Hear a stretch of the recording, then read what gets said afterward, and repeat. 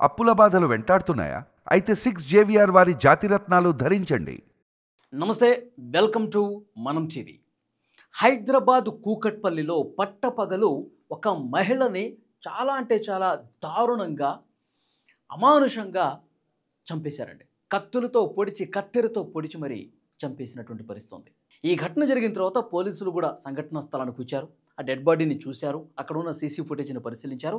వాళ్ళకి అర్థమైంది, ఇద్దరు వ్యక్తులు అదే అపార్ట్మెంట్లో వాళ్ళ ఇంట్లో పనిచేసే పనివాడు, పై ఫ్లాట్లో పనిచేసే పనివాడు ఇద్దరూ కలిసి చాలా అంటే చాలా దారుణంగా కత్తులతో పొడిచి చంపేసి ఆ ఇంట్లో ఉన్నటువంటి విలువైన వస్తువులు, డబ్బులు కూడా బ్యాగులో సర్దేసుకుని వాళ్ళు ఉడాయించిన పరిస్థితుంది. సీసీ కెమెరాలో అవన్నీ రికార్డ్ అయ్యాయి.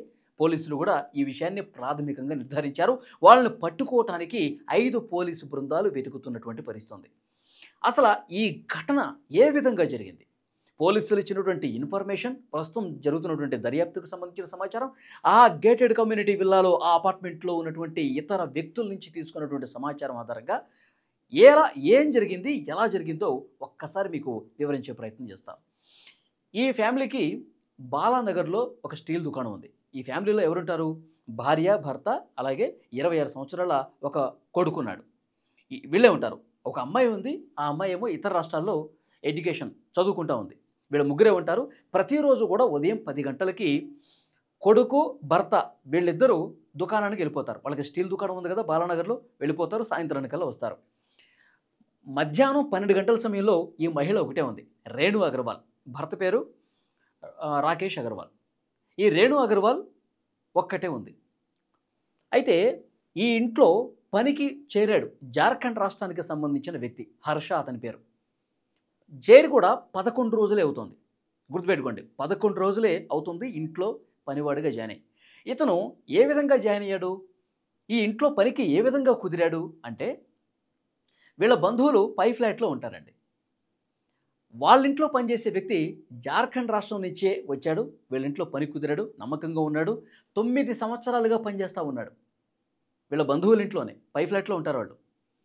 మన ఇంట్లో కూడా ఒక పనివాడు కావాలి, ఉన్నామి మానేసింది, నీలాగా నమ్మకస్తుడైన నీకు తెలిసిన వాళ్ళు ఎవరన్నా ఉంటే చెప్పు బాబు, మేము కూడా మాకు కూడా పనిలో పెట్టుకుంటాం అని వాళ్ళు చెప్పారు. మా ఊళ్ళోనే ఉన్నాడు, నా ఫ్రెండే, చాలా మంచివాడు, అతన్ని పిలిపిస్తాను, మీ దగ్గర పనిలో జాయిన్ చేయించుకోండి మేడం అన్నాడు. సరే పిలువు అంటే అతన్ని తీసుకొచ్చాడు. ఈ పై ఫ్లాట్లో ఉన్నటువంటి వ్యక్తి పేరేంటి? ఇతను జార్ఖండ్ రాష్ట్రానికి సంబంధించిన వ్యక్తి, ఇతని పేరు రోషన్. వాళ్ళ ఫ్రెండ్ని హర్ష అని పిలిచాడు. 11 రోజులే అవుతుంది. వీళ్ళు ఇప్పుడు ఏం ప్లాన్ చేశారంటే, ఈ హర్ష అనేవాడు ఈ ఇంట్లో బాగా డబ్బులు అన్నీ బాగా ఉన్నట్టున్నాయి, నాకు అర్థమైపోయింది, మనం ఏమి ఒక్కటే ఉంటుంది, వీళ్ళిద్దరూ వెళ్ళిపోతారు. 11 రోజుల పాటు చూశాడు కదా, పగలు రాత్రి 11 రోజుల పాటు అదే ఇంట్లో ఉన్నాడు. ఎవరెవరు ఎప్పుడు వస్తారు, వీళ్ళు ఏం పని చేస్తారు, ఎట్లా ఉంటారు, ఇవన్నీ కూడా మొత్తం తెలిసిపోయింది. విలువైన వస్తువులు ఉన్నాయి, ఇక్కడ డబ్బు కూడా బాగానే ఉంది, ఒక్కసారి మనం ఈ ఇంట్లో దొంగతనం చేసి బయటికి వెళ్ళిపోతే మనం హ్యాపీగా బతికేయచ్చు కొన్ని సంవత్సరాల పాటు అని ఒక ప్లాన్ వేసుకున్నారు. ఈ రోషన్ అనేవాడు, ఈ హర్ష అనేవాడు ఈ ప్లాన్ వేసుకున్నారు ముందు రోజే. యథావిధిగా 10 గంటలకు భర్త, కొడుకు బాలానగర్ వాళ్ళ స్టీల్ దుకాణానికి వెళ్ళిపోయారు. ఈమె ఒక్కతే ఉంది. మధ్యాహ్నం 12 గంటల తర్వాత వీడు కిందకి దిగాడు. ఎవడు? ఈ పై ఫ్లాట్లో బంధువుల ఇంట్లో పనివాడుగా ఉన్నాడు. 9 సంవత్సరాలకు పనిచేస్తూ ఉంది. మరి ఒక్కసారిగా మైండ్ మారిపోయింది చూసారా? ఒక్కసారిగా ఇక్కడ డబ్బు తీసుకుని ఉడాయించాలని చెప్పి ప్లాన్ చేసేశారు. ఇద్దరు కూడబలుక్కొని ఈ మర్డర్కి ప్లాన్ చేశారు.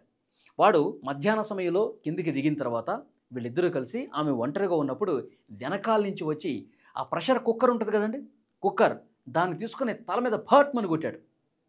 ఒక్కసారిగా కింద పడిపోయింది. కింద పడటం ఆలస్యం, దాన్ని తీసుకుని తల మీద ఇంకా గట్టిగా బాదారంట. బాదిన తర్వాత కిచెన్లోకి వెళ్ళి చాకులు తీసుకున్నారు. అక్కడ ఒక కత్తిరి కూడా తీసుకున్నారు.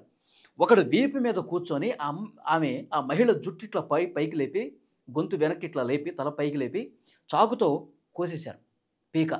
తర్వాత కత్తిరితో గుచ్చినటువంటి పోట్లు ఉన్నాయి. కత్తి పోట్లు గొంతు మీద పొడవటం, కొయ్యటం, ఆ ప్రెషర్ కుక్కర్తో తల మీద బాదటం, ఒక్కసారిగా 5 నిమిషాల్లో పని కానిచ్చేశారు వాళ్ళు. దారుణంగా, అత్యంత అమానుషంగా దారుణంగా చంపేశారండి. రక్తపు మడుగులో పడుంది.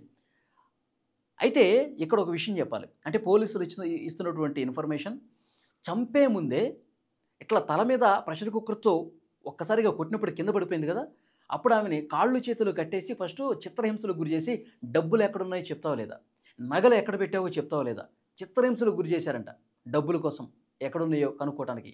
ఆమె చెప్పిందో లేదో ఇంకా పోలీసులు మనకేం బయట పెట్టలేదు, కానీ ఆ తర్వాత దారుణంగా కత్తులతో పొడిచి చంపేశారు. తర్వాత అక్కడ ఉన్నటువంటి ఆ బీరువాను కూడా పగలగొట్టి అందులో ఉన్న బంగారు ఆభరణాలు తర్వాత డబ్బు కూడా బ్యాగులో సర్దేసి పెట్టుకొని వీళ్ళు ఇక్కడ ఏం చేశారంటే ఆమెను చంపినప్పుడు ఒంటి మీద రక్తపు మరకలు అన్నీ అవుతాయి కదండి, ఆ బట్టలు అక్కడే విడిచేసి అదే బాత్రూంలో ఈమె చనిపోయి రక్తపు మడుగులో పడుంది, అదే బాత్రూంలో పోయి ఇద్దరు స్నానం చేశారు, వేరే బట్టలు వేసుకున్నారు, వేసుకొని ఏమీ తెలియనట్టు బయటకు వచ్చారు.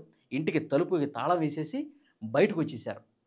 కింద స్కూటీ ఉంది, ఆ మహిళ స్కూటీయే, ఆ స్కూటీ ఎక్కి వెళ్ళిపోతున్నారు. ఇవన్నీ కూడా సీసీ కెమెరాలో చాలా స్పష్టంగా రికార్డ్ అయినటువంటి పరిస్థితి ఉంది.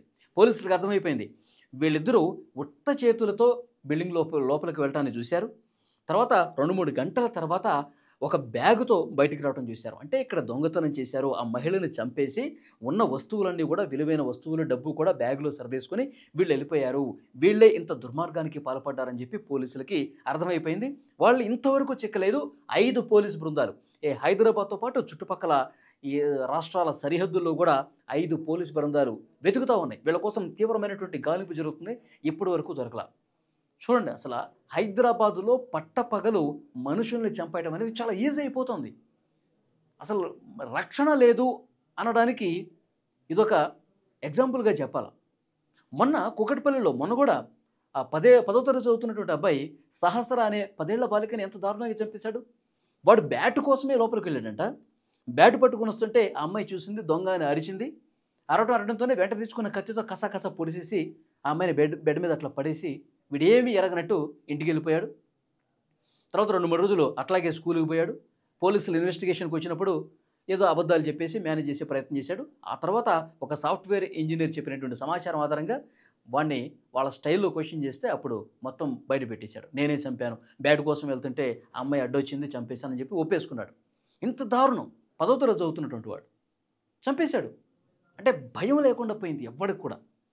ఇప్పుడు వీళ్ళు కూడా ఈ జార్ఖండ్ రాష్ట్రానికి సంబంధించిన పనోళ్ళు దొంగలు ఏమాత్రం భయం లేకుండా ఇంట్లోనే హాల్లోనే చాలా దారుణంగా చంపేసి మళ్ళీ తాపీగా ప్రశాంతంగా స్నానం చేసుకొని ఆ డబ్బులన్నీ సర్దేసుకొని బ్యాగుతో తీసుకొని వెళ్ళిపోయారు.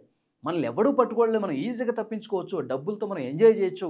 ఇలాంటి మనస్తత్వం, ఇలాంటి క్రిమినల్ బ్రెయిన్స్ ఎక్కువైపోతున్నాయి. ఒంటరిగా మహిళ ఉండాలంటే ఇప్పుడు హైదరాబాద్లో భయం వేసే పరిస్థితుంది. ఎవడు ఎట్నుంచి వచ్చి దాడి చేస్తాడు, ఎవడు ఎట్నుంచి వచ్చి మర్డర్లు చేస్తాడో తెలియని పరిస్థితుంది. భయపడిపోతున్నారు. ఆ అపార్ట్మెంట్లో ఉన్న వాళ్ళైతే నిజంగా షాక్ అయిపోయారు. గత కొన్ని దశాబ్దాలుగా ఇక్కడ మేము ఉంటున్నాం, ఇలాంటి సైకో ఘటనలు ఎప్పుడూ జరగలేదు, ఇంత దారుణంగా చంపేస్తారా? మనిషి ఒంటరిగా ఉంటే చంపేసి వస్తువులన్నీ దోచుకొని పోతారా? అది గేటెడ్ విల్లా, అక్కడ సెక్యూరిటీ ఉంటుంది. సెక్యూరిటీ ఉన్నటువంటి ప్లేస్లోనే మనుషులకు సెక్యూరిటీ లేదంటే ఎలా అర్థం చేసుకోవాలి? వీళ్ళ పాపం సెక్యూరిటీ వాళ్ళు ఏం చేస్తారు, లోపల అపార్ట్మెంట్లో పనిచేసేటోళ్లే వాళ్ళు. బయటికి వెళ్తుంటారు, వస్తుంటారు, పనోళ్ళు కదా, వాళ్ళ మీద నమ్మకం ఉంటుంది. కానీ వీళ్ళు ఎంతకి బరిదెగిస్తున్నారు చూడండి. సో డెఫినెట్గా ఇలాంటి వాళ్ళందరినీ కూడా కఠినంగా శిక్షించాలి. ఒక్కసారి దొరికితే మళ్ళీ ఇలాంటి ఘటనలు చేయకుండా ఉండటం కోసం ఎలాంటి కఠినమైనటువంటి చట్టాలు తీసుకురావాలండి. నడి రోడ్డు మీద చంపాలని చెప్పి వాళ్ళందరూ డిమాండ్ చేస్తూ ఉన్నారు. అపార్ట్మెంట్ వాసుల్లో ఒక షాక్ అయిపోతున్నారు, నిద్రలేని రాత్రులు గడుపుతూ ఉన్నారు. ఈ అపార్ట్మెంట్లో ఇంత దారుణంగా చంపేస్తారా మనుషుల్ని? ఆ కింద ఫ్లాట్లో వాళ్ళు, పైన వాళ్ళు అందరూ కూడా షాక్ అయిపోతారు. చాలా మంచి వ్యక్తి, రోజు నవ్వుతూ మాట్లాడేది, ఈ విధంగా దారుణంగా చంపబడింది ఏంటి? గజగజ వణిగిపోతూ ఉన్నారు. పోలీసులను కోరుతూ ఉన్నారు, దయచేసి మాకు రక్షణ కల్పించండి అని చెప్పి వేడుకునే పరిస్థితి వచ్చింది. హైదరాబాద్లో పట్టపగలు ఇలాంటి దుర్మార్గాలు జరుగుతున్నాయి. ఆ వెధవల్ని నిజంగా ఏం చేయాలి చెప్పండి? ఈ వీడియో చూస్తున్న ప్రతి ఒక్కరు రెస్పాండ్ కండి. అలాంటి దుర్మార్గమైన క్రిమినల్ మెంటాలిటీ ఉన్నటువంటి వాళ్ళని ఏం చేస్తే ఆ కుటుంబానికి న్యాయం జరుగుతుంది? Please comment.